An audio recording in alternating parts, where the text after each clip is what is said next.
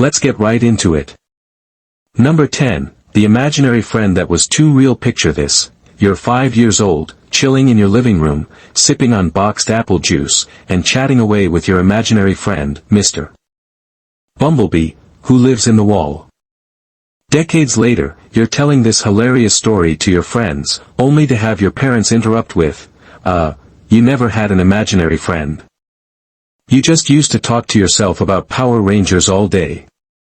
Turns out, the memory of your secret little buddy was probably a patchwork of boredom, cartoons, and the adult stories you absorbed later in life. According to psychologists, our childhood brains are notoriously bad at distinguishing dreams, imagination, and reality. Neurologist Daniel Shatter calls this source confusion, where you remember something, but your brain forgot where it came from, so it just makes up a believable origin story to keep your mental life narrative nice and tidy. In fact, researchers found that around 40% of adults have at least one early childhood memory that's completely fictional. It's not that your brain is lying maliciously. It's more like a lazy intern trying to piece together broken data files after the computer crashed. So yeah, your beloved Mr. Bumblebee might never have existed. Or worse, maybe he did, but your brain decided that was too creepy to keep on file. Basically, your childhood memory folder is just full of half-written fanfiction about your own life. Number 9. The Great Playground Injury. Remember that time you fell off the swings in 2nd grade, flew 5 feet into the air, smashed your face on the ground, and had to be carried to the nurse's office like a fallen warrior? Yeah, about that.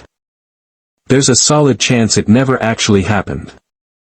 Studies on childhood memory inflation show that the more you retell a dramatic story, the bigger and more cinematic it becomes in your mind. You might have simply slipped off the swing and landed on your feet like a confused chicken, but by the time you're 25, it's transformed into this epic injury saga with slow-motion screaming, sympathetic classmates, and a dramatic limp for days. Psychologists call this reconstructive memory. Your brain isn't a video recorder. It's more like a bored gossip that keeps spicing up stories to impress people. Especially if everyone gasped in horror the first time you told it. In reality, unless you have medical records of your heroic playground faceplant, you might have just scuffed your knees and waddled off. But don't worry, this weird glitch isn't malicious. It's your brain trying to build a narrative that makes you sound tougher, braver, and more interesting. Because apparently, nothing cements your childhood reputation like imaginary facial road rash. Basically, your brain is running a highlight reel of memories it filmed on potato quality, then edited on Windows Movie Maker with dramatic effects it completely made up.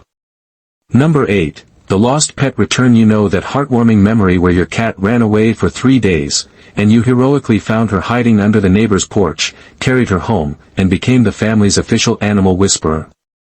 Yeah, so, turns out your mom actually found her 2 houses down and you just carried her from the kitchen back to her bowl. Psychologists call these borrowed memories, where stories told around you morph into your own experiences.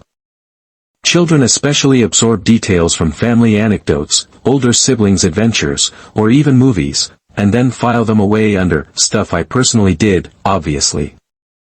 It's a phenomenon called memory implantation. In one study, researchers were able to convince kids they had been lost in a mall as toddlers even when it never happened, just by having family members talk about it casually.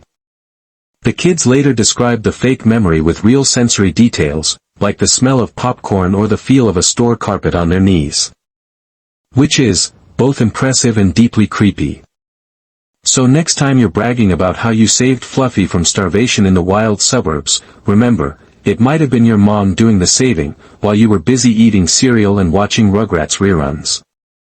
Basically, your brain just loves turning you into the main character, even in side quests you never played.